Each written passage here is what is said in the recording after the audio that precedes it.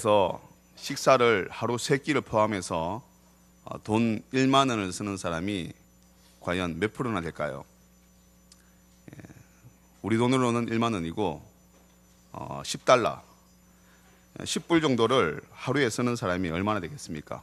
아침, 점심, 저녁 다 식사를 사 먹는 것까지 포함해서 하루에 10달러를 쓰는 사람, 그 사람은 전 세계의 한 10% 정도 된다고 합니다. 10%.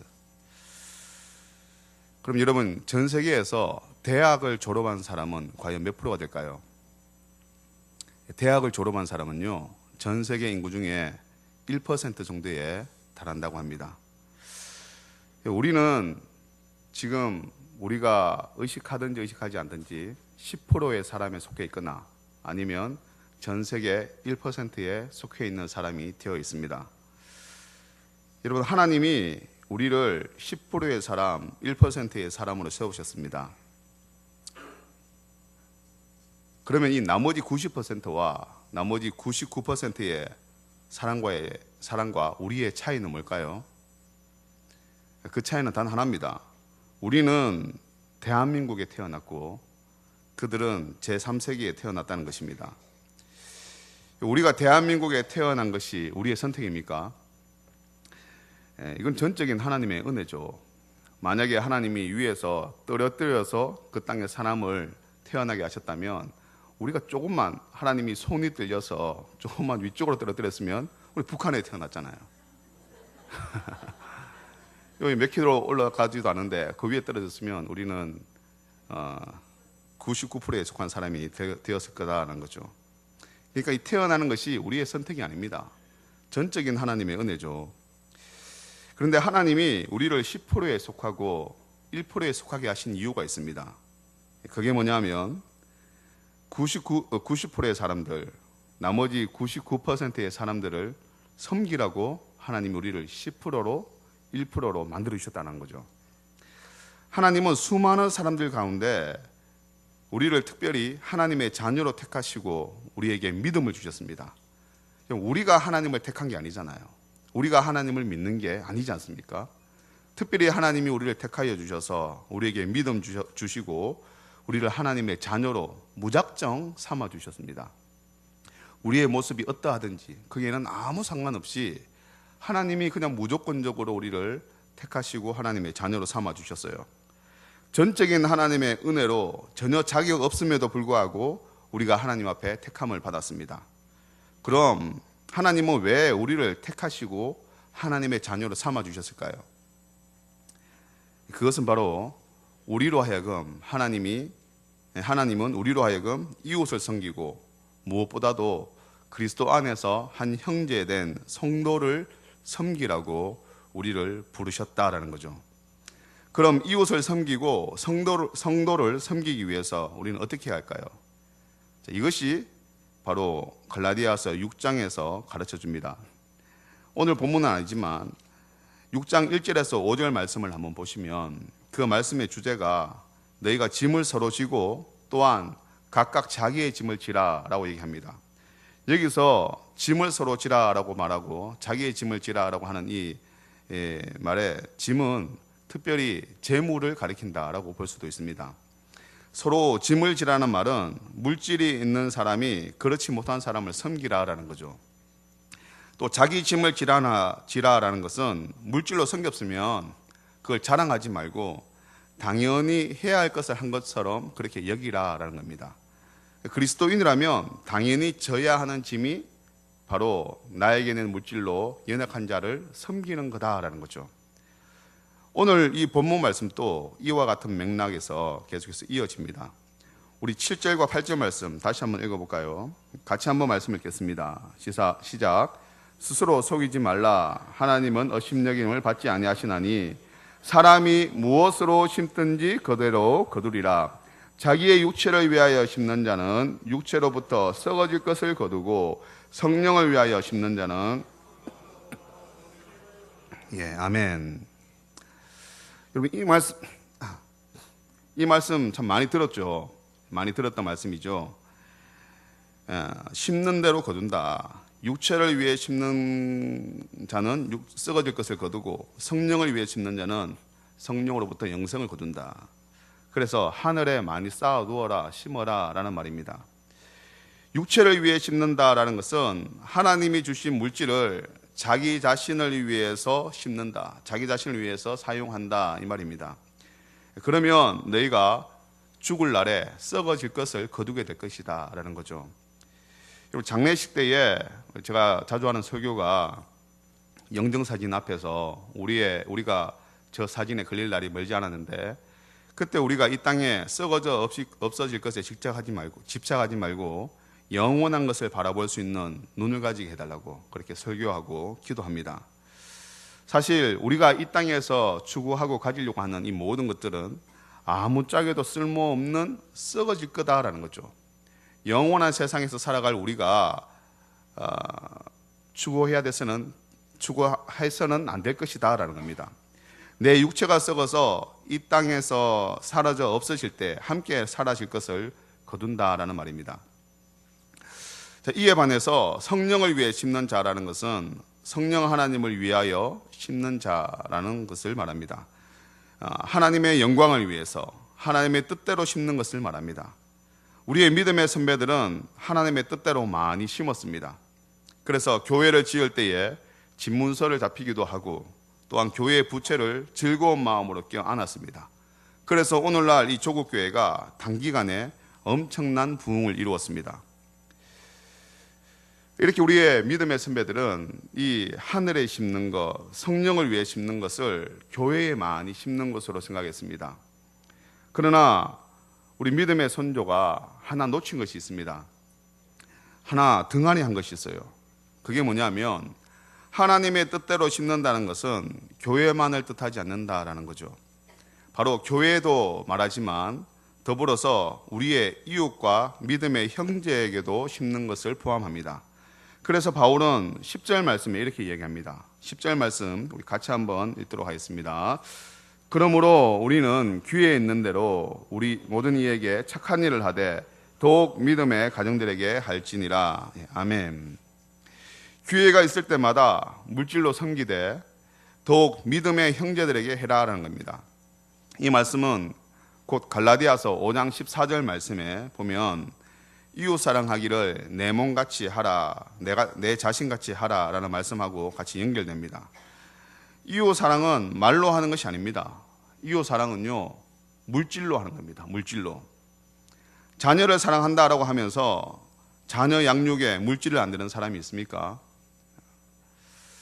예수님은 내 보물이 있는 곳에 내 마음도 있다라고 하셨습니다. 따라서 이웃을 내 몸과 같이 사랑한다는 말은 내가 가지고 있는 이 물질로 우리 이웃을 섬긴다라는 말입니다.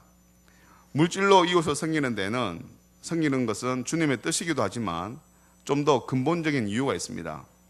왜 우리 모든 그리스도인들은 자기가 가지고 있는 물질로 이웃을 섬겨야 될까? 그 이유는요, 바로 이 재물도 이 은사 중에 하나이기 때문에 그렇습니다. 그럼 재물은 축복이라기보다는 은사로 봐야 됩니다. 어떤 사람은 이제 돈의 흐름이 눈에 보이는 사람이 있어요. 그 사람은 재물의 은사가 있는 사람입니다. 제 친구도 부목사인데요. 제 친구 부목사 중에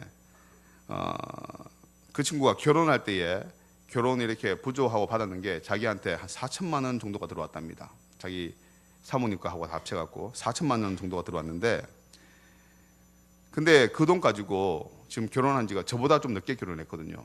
같은 해에 결혼했지만 제가 결혼하는 것을 보고 이 친구는 홧김에 친구 하나 잃었다는 심정으로 했는데 같은 해에 결혼했습니다만 그 친구는 지금 집이 3채나 돼요. 자기 이름으로 된 집이. 대단하죠. 부목사 사례로는 절대 그렇게 할 수가 없습니다. 돈 모아서는 그렇게 살 수가 없어요. 그런데 이 친구가 보니까 돈의 흐름을 알아가요.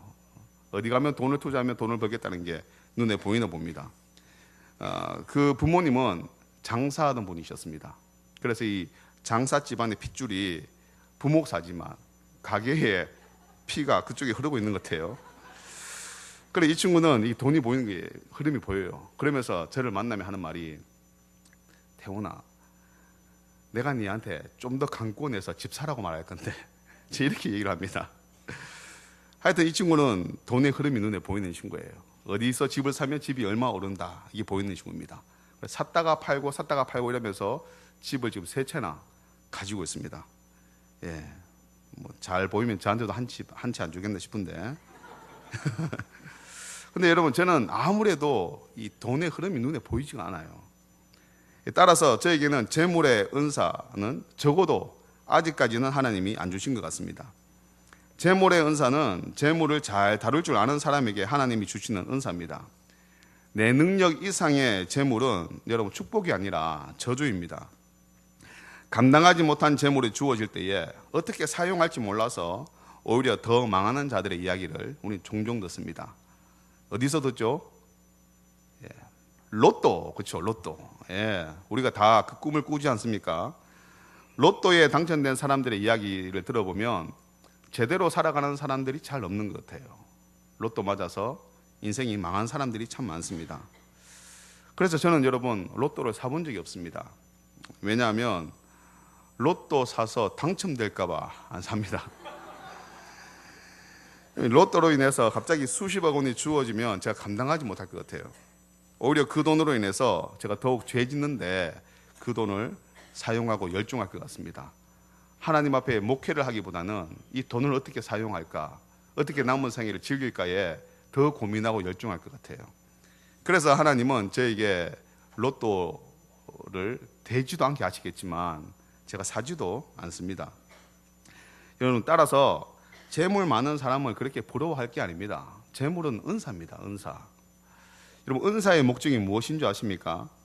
모든 은사는 공동체를 세우고 지체를 섬기는 데 있습니다.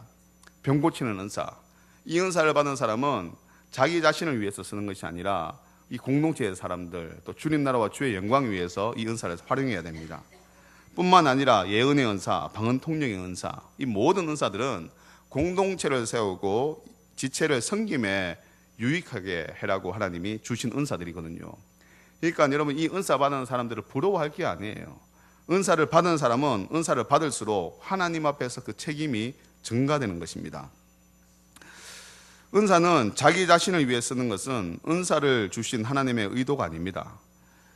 병 고치는 은사를 자기 자신을 위해 쓴 사람의 말로는 하나님의 영광을 자기가 가로채는 겁니다. 그리고 그 사람은 영원한 저주를 받게 되는 사람이 되는 거죠. 그 중에 옛날에 우리 천부교의 박태선 장로님 같은 분, 그런 분 아마 처음에는 하나님 앞에 신실하게 그렇게 나아갔을 것입니다. 그래서 하나님이 치유의 은사도 주셨겠죠. 그러나 이것을 자꾸 사용하다 보니까 하나님께 돌려야 될 영광을 자기가 가로채는 겁니다. 그리고 자기가 하나님이다 라고 하면서 죽었습니다.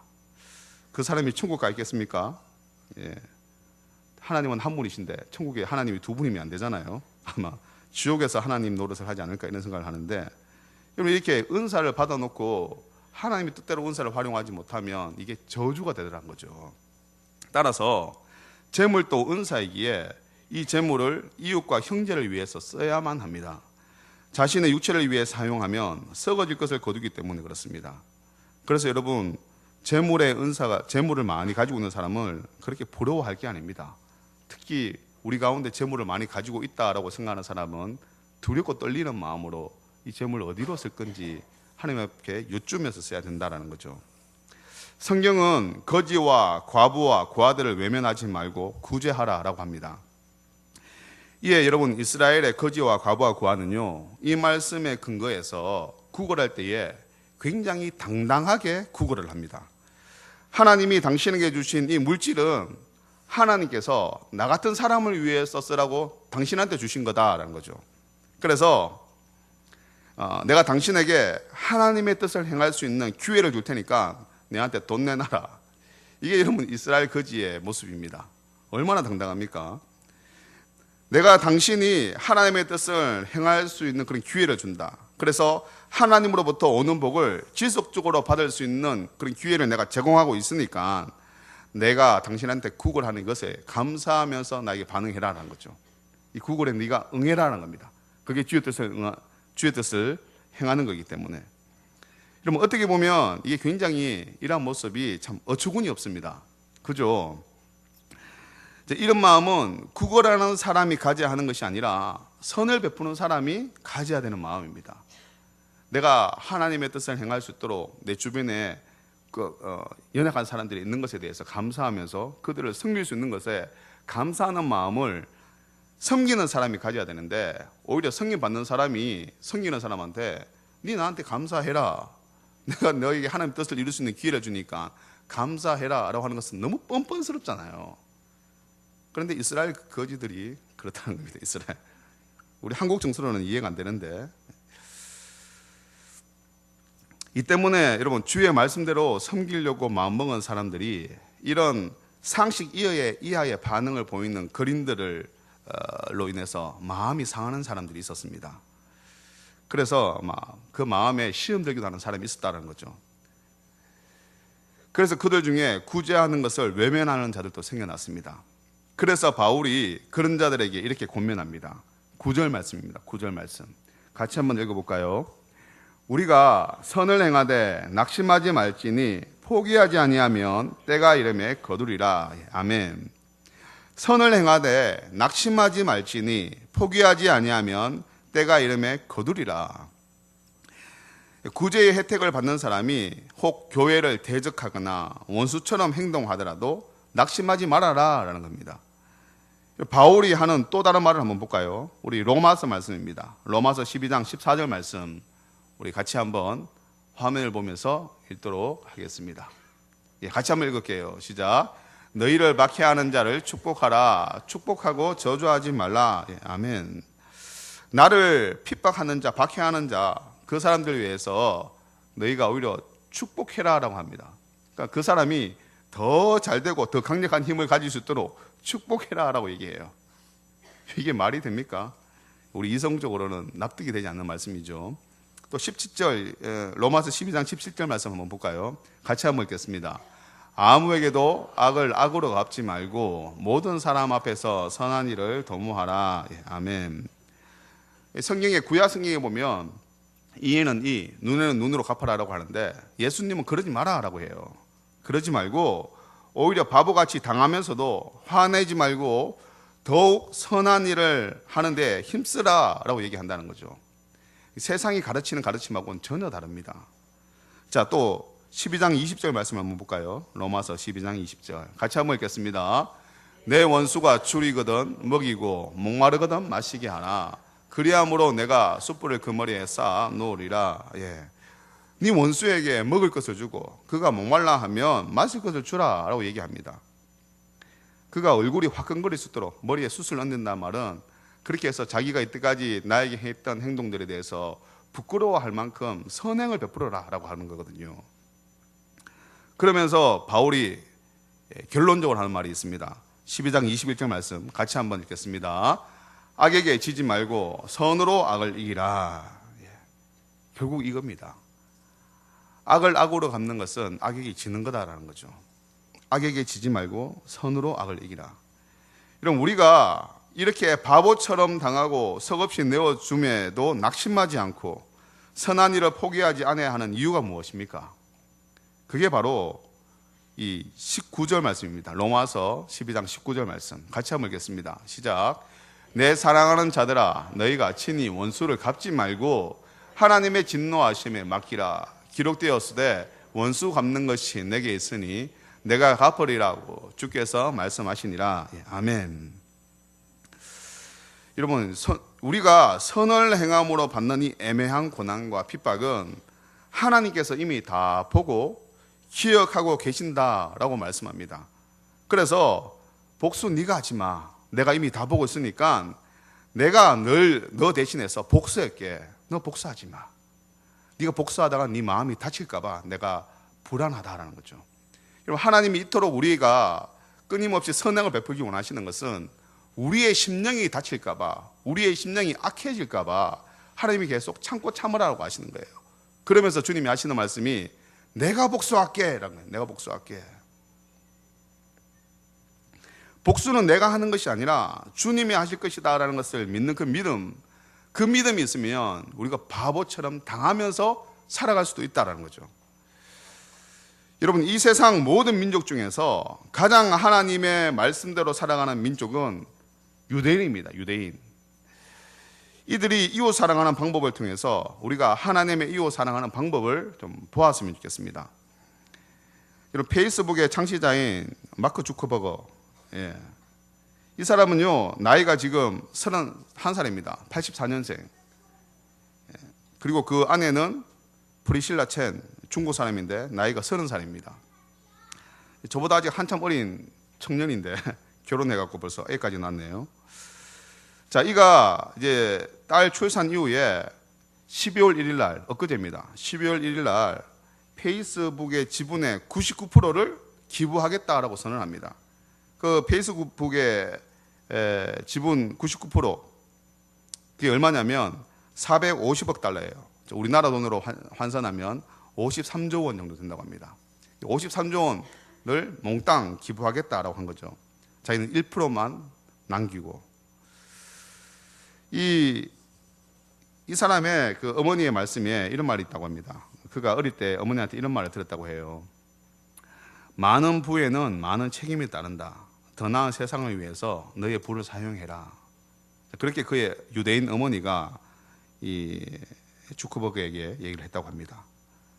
또한 두 번째, 이 유대인 기업가인 마이크로소프트의 빌 게이츠, 이 사람은 세계 최고의 갑부죠. 전 세계에서 가장 돈 많은 사람, 빌 게이츠입니다. 그가 1999년도, 그 전에 지금은 얼마인지 모르겠어요. 1999년도에 그의 재산이 1천억 달러가 넘었다고 합니다. 1천억 달러를 우리나라 돈으로 지금 현재 환율로 계산해 보면 115조 원 정도가 된다고 해요. 그러니까 115조 원 정도만 가지고 있으면 세계 최고의 부자가 된다고 하니까 뭐 그렇게 많은 금액은 아닌 것 같습니다. 감이 안 오죠. 근데 이가 이 세 자녀가 3명 있는데 이 세 자녀에게 한 명당 1천만 달러씩만 남겨주고 나머지는 다 기부했다고 합니다. 1천만 달러가 우리나라 돈으로 하면 한 115억 됩니다. 115억. 이 정도면 많다고 생각하죠. 그런데 115조 원에 비하면 115억은 아무것도 아니에요. 그가 1999년에 1천억 달러를 가지고 있었는데 그가 2000년도에 빌 앤 멜린다 게이츠 재단을 만들었습니다. 그리고 그 모든 돈을 다 이쪽에 기부를 해요. 그리고 세계 빈국들에 다니면서 의료와 복지를 위해서 기부하고 있습니다. 전 세계에 두 번째 갑부가 있습니다. 이름 많이 좀 들어봤죠? 워렌 버핏이라고. 이 사람도 자기가 가지고 있는 거의 재산의 모든 대부분의 재산을 빌 앤 멜린다 게이츠 재단에 함께 기부하고 있습니다. 여러분, 이들이 이렇게 할 수 있었던 것은 재물을 단지 은사로 보았기 때문에 가능합니다. 이 세 명이 엄청난 사람들은 다 유대인들이거든요. 어릴 때부터 성경을 배워왔던 사람들입니다. 그러니까 이 재물을 어떻게 써야 될지를, 하나님의 뜻대로 쓰는 것이 무엇인지를 알고 있었던 사람이다라는 거죠. 은사는 내 것이 아닌 하나님이 주신 것이고 하나님은 은사를 주신 목적이 있다는 겁니다. 여러분, 성경에 보면 예수님의 비유 중에 불의한 청지기 비유가 있습니다. 누가복음 16장에 나오는데요.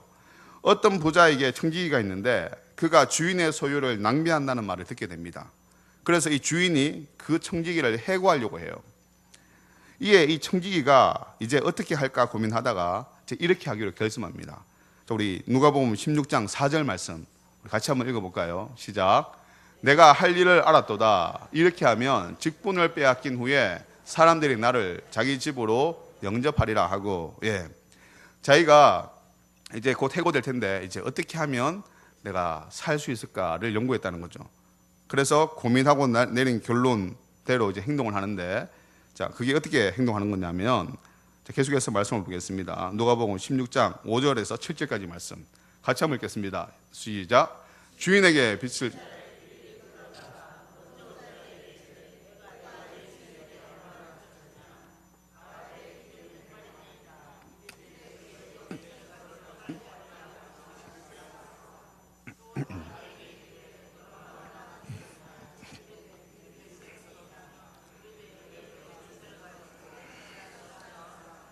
아멘. 자, 여기 보면 이 청지기가 하는 일이 이거예요. 사람들을 불러서 빚진 사람들을 불러서 네 증서를 가져와라. 기름 100마리인데 네가 이 증서를 여기 앉아서 빨리 50이라고 고쳐라. 그리고 또 다른 사람한테 네가 얼마 빚졌느냐? 밀 100석인데 네가 이 증서에다가 밀 80석이라고 써라. 이렇게 자기 돈이 아닌데도 주인의 돈 가지고 사람한테 마음 얻는데 그 재물을 쓰더라라는 거죠. 그런데 이 모습을 보던 주인의 반응이 희한합니다. 자, 8절 말씀 한번 볼까요? 8절 말씀 같이 한번 읽겠습니다. 시작. 주인이 이 옳지 않은 청지기가 이를 지혜 있게 함을 칭찬하였으니 이 세대 아들들이 자기 시대에 있어서는 빛의 아들들보다 더 지혜로움이라. 이러한 모습을 보던 주인의 반응이 이 불의한 청지기가 이를 지혜 있게 처리했다라고 하면서 칭찬을 해요. 참 이게 이해가 됩니까? 이 본문은 대표적인 난의 본문으로 여러 해석이 있지만 저는 이 본문에서 주인이 불의한 청지기를 칭찬한 것은 이 물질을 용도에 맞게 사용했기 때문이다라고 생각합니다. 세상은 물질을 위해서라면 부모 자식 간에 또 형제 간의 우애도 희생을 합니다. 물질이 인생의 최고의 가치이고 목적이기 때문에 그렇게 하는 거죠. 그러나 물질은 사람의 마음을 얻는 데 쓰는 겁니다. 물질을 얻기 위해서 사람을 잃으면 안 된다는 거죠. 이것이 우리 그리스도인들이 물질을 대하는 태도여야 됩니다. 자, 말씀을 정리하겠습니다. 우리는 대한민국에 태어났다는 이유로 전 세계에서 10% 안에 들게 되었고, 또 이 중에는 대학 졸업을 함으로 인해서 전 세계 1% 안에 드는 사람들이 있습니다.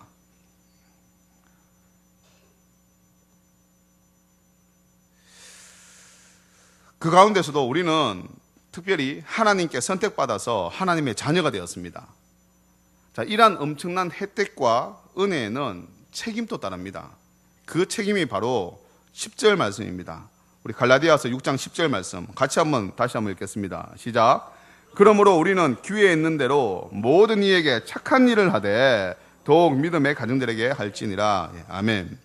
우리는 우리의 이웃 더욱이 교회 공동체 안의 사람들을 섬겨야 합니다.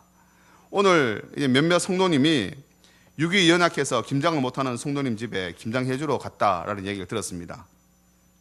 우리 이런 모습이 바로 성도가 마땅히 해야 되는 모습이다라는 거죠. 성도들의 필요를 내가 채워줄 수 있으면 채워주고 섬기는 것이 바로 이웃 사랑입니다. 그러나 교회 안에서 여러분 동거래하는 것은 이건 피해야 됩니다. 동거래는요 공동체를 깨는 강력한 파괴력이 있습니다. 교회 안에서 동거래는 절대 안 됩니다. 혹 빌려주려면 안 받아도 된다라고 할 정도 그만큼만 빌려줘야 되고, 혹 그것이 안 받아도 그 사람과의 관계가 깨어지지 않을 만큼만 빌려줘야 된다는 거죠. 그게 바로 성경적인 겁니다. 갚아주면 감사한 거고 못 갚으면 할 수 없는 거고, 그러나 그 사람과의 관계가 돈 때문에 깨어져서는 안 된다는 거죠. 그러니까 빌려줄 때는 그냥 준다라고 생각하고 주는 겁니다. 그러니까 돈 빌려줄 때는 내가 줄 수 있는 만큼만 주는 거예요. 주고도 못 갚아도 마음이 안 상할 만큼만 그렇게 양해를 구하고 주는 겁니다.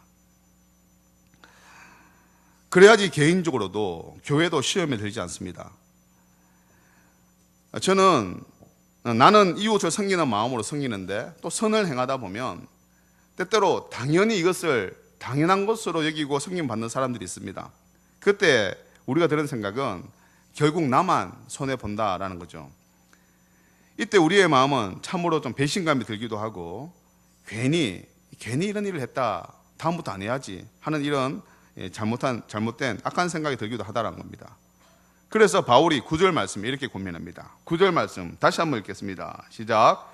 우리가 선을 행하되 낙심하지 말지니 포기하지 아니하면 때가 이르매 거두리라. 아멘. 우리의 섬김을 주님이 다 알고 기억하고 계시며 때가 되면 반드시 주님이 다 갚아주실 것이다 라는 믿음을 가지라라는 거죠. 우리가 섬길 때에 낙심하지 않으려면 섬겼던 사람에게 무언가를 기대하면 안 됩니다. 진정한 섬김은 헌신하고 그냥 잊어버리는 게 섬김입니다. 그리고 섬긴 것에 대한 대가를 그 사람에게서가 아니라 주님께 받으려고 하면 우리가 섬기고 난 이후에 낙심하지 않는다는 거죠. 여러분, 노숙자나 구걸하는 사람들을 제가 종종 대합니다. 교회에도 그런 사람들이 참 많이 오죠. 그러면 그 사람들이 좀 목사님 얘기합시다 하면서 얘기를 하는데 여러 가지 이야기를 합니다만은 결국은 뭐냐면 돈 좀 주세요, 차비 좀 주세요 라는 겁니다.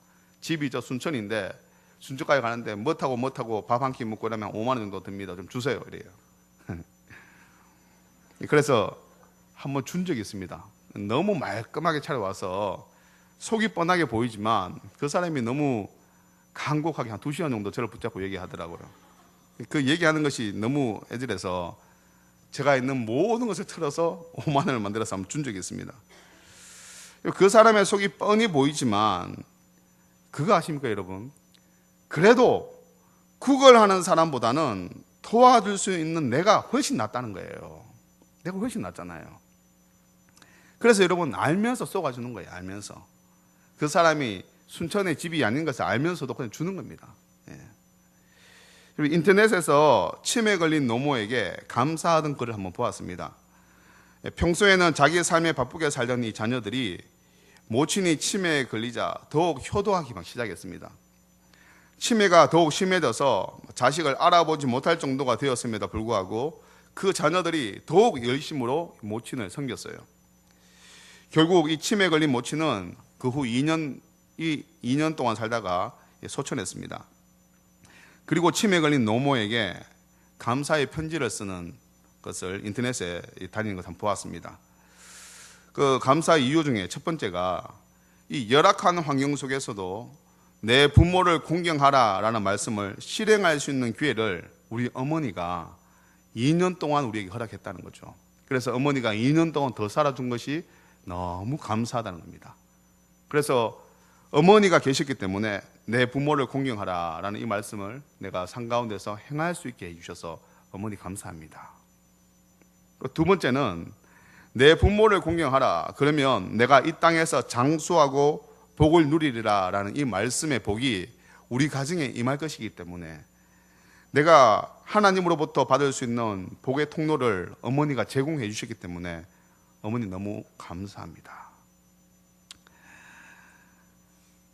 여러분, 섬김에 대한 대가를 섬겼던 사람에게 기대하는 것은 아닙니다. 그것은 성경적인 방법이 아니에요. 우리가 섬겼으면 잊어버리고 그 대가는 하나님께 받는 겁니다.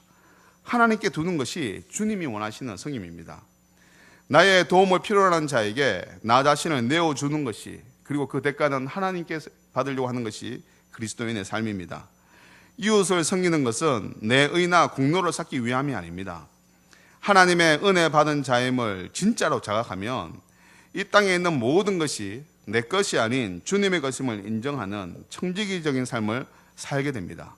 그러면 나누고 베푸는 것이 대단한 것이 아니고 당연한 것이 되는 겁니다. 유대인들은 주어진 자리에서 성공을 향해서 전력으로 질주합니다. 그들은 어려서부터 그렇게 교육을 받습니다. 네가 주어진 자리에서 반드시 성공해야 된다. 성공해야 된다. 그리고 정상에 섰을 때에는 네가 가지고 있는 모든 것을 이웃을 위해 나누고 섬겨야 된다. 그렇게 교육을 받는다는 거죠.